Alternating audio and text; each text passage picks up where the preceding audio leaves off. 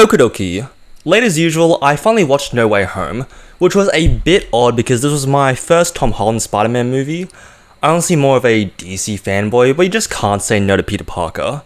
I do feel like the memes really helped me with understanding what was happening in the Marvel Universe, which meant I wasn't completely lost, but I feel like not watching Homecoming and Far From Home did mean that I didn't care as much during the more personal scenes with Tom.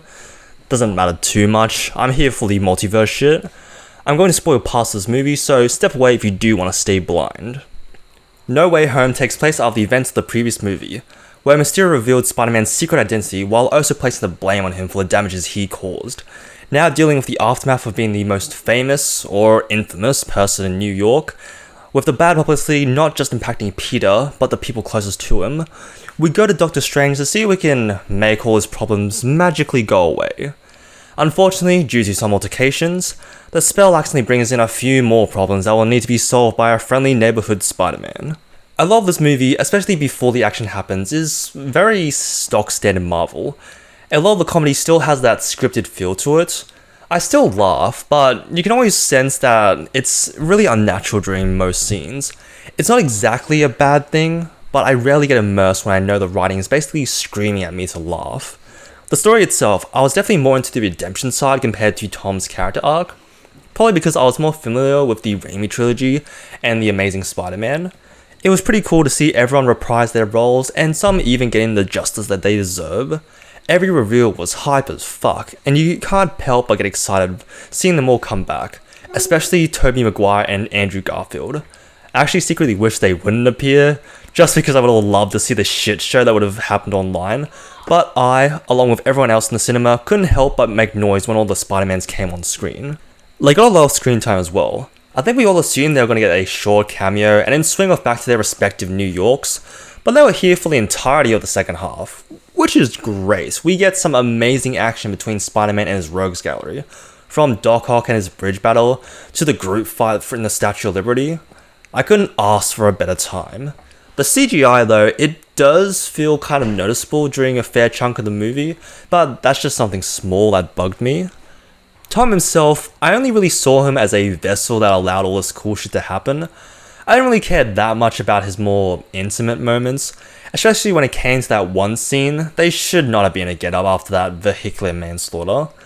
Again, I have not seen the previous two movies, so I partially blame that for my lack of interest along with my general disinterest in Marvel altogether. My comments on Tom's Spider-Man are basically void. It's like watching No Time to Die as your first Daniel Craig James Bond movie, which I kind of also did as a work event. I think I've seen Casino Royale or Quantum of Solace. I just don't remember anything from them. God, I have a bad habit of watching sequels first. William Dafoe though, he was still such a standout actor. Watching him switch between Norman Osborn to Green Goblin really felt like he was actually two different people in the same body. Even the way his face goes from soft to sharp really sells how menacing his transformation is. I forgot that Green Goblin was all hopped up in his own version of the Super Soldier Serum. He was genuinely terrifying in his first fight. The fact that we haven't seen him play the Joker is such a shame. He would literally bring the house down. Get it? There's a lot of fan service in this movie, which is great because what else do you want from a Spider-Man crossover movie?